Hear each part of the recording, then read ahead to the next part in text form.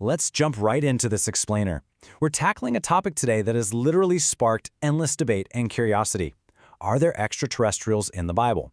We are taking a completely impartial look at the sensational claims that ancient biblical texts are actually hiding evidence of UFOs and alien encounters.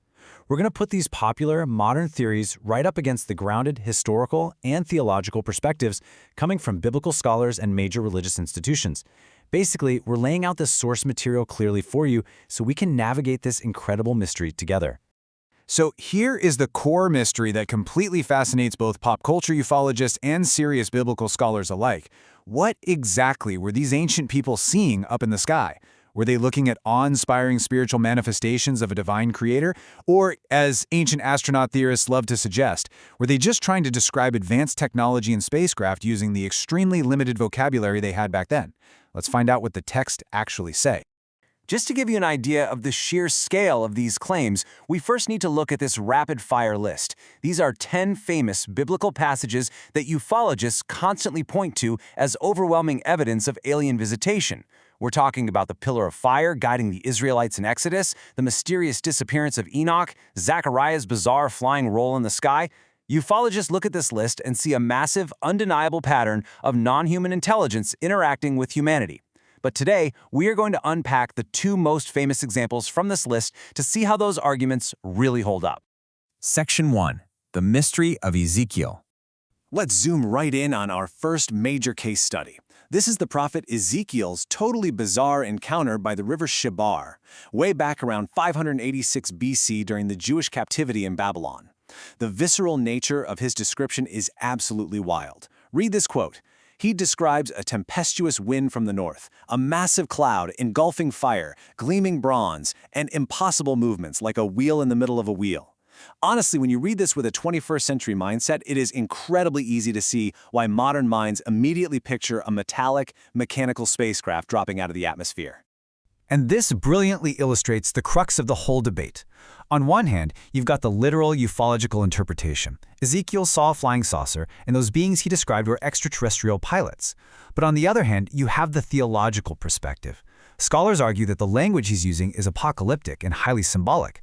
So in this view, Ezekiel is seeing a celestial chariot driven by angelic beings called cherubim, which represents the completely uncontainable glory and omnipresence of God. The absolute turning point here centers on one specific Hebrew word, uphanim. When ufologists hear wheels, they immediately think of landing gear or gyroscopes. But scholars point out that to the original ancient audience, the uphanim were a vivid, poetic symbol. The text mentions that these wheels were covered in eyes and could move in literally any direction instantly without turning.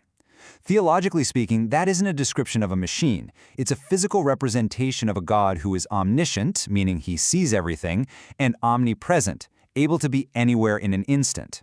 To back that up, the spiritual nature of this text is really reinforced by the non-literal descriptions of the angelic beings driving this chariot.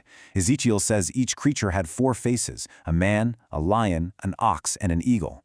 Scholars note that these are highly symbolic spiritual creatures. In fact, they're identical to the angelic beings described way later in the book of Revelation around the throne of God.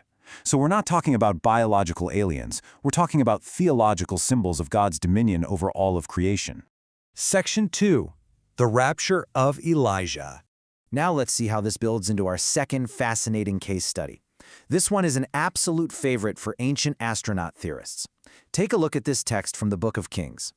A chariot of fire and horses of fire appeared, and Elijah went up to heaven in a whirlwind. Ufologists read this passage and see a clear, undeniable description of a fiery spacecraft lifting a human being right off the planet. I mean, it sounds exactly like a classic alien abduction story, thousands of years before modern UFO reports even existed.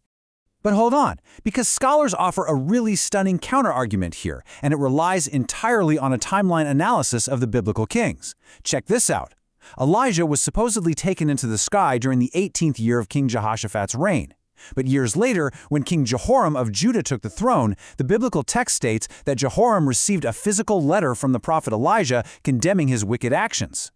So, you really have to ask yourself, how could Elijah send a physical letter years after he was supposedly beamed into deep space? This timeline perfectly grounds the theological rebuttal. Scholars argue that the biblical text never actually claims Elijah went to the third heaven where God dwells. Instead, kind of like the evangelist Philip in the book of Acts, Elijah was simply relocated by the Spirit to another earthly location. He lived out his days in secret and eventually wrote that exact letter to the king. No spaceships required. Section 3. The theological response. Having examined those ancient texts, we really need to zoom out to a profound modern question. Does the discovery of aliens actually destroy faith? Well, the Vatican has expressed a really surprising openness to the cosmos. Just look at this fantastic quote from Pope Francis, using a great bit of tasteful humor.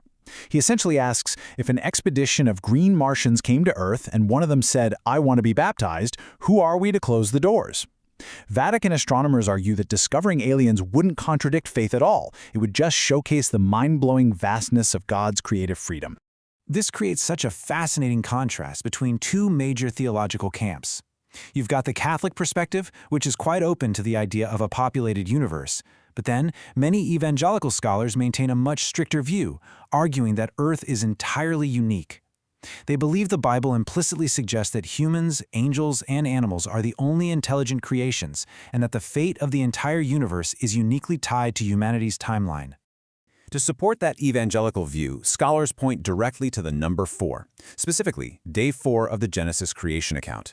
They emphasize that the earth was already created on day 1, but the sun, the moon, and the billions of stars, those weren't created until day 4. For them, this implies that the earth isn't just some random rock in a crowded universe, it is the absolute central stage for the entire cosmic narrative. So in this view, what exactly is the purpose of all those billions of empty galaxies? Well, they argue the biblical purpose of the cosmos is entirely Earth-centric.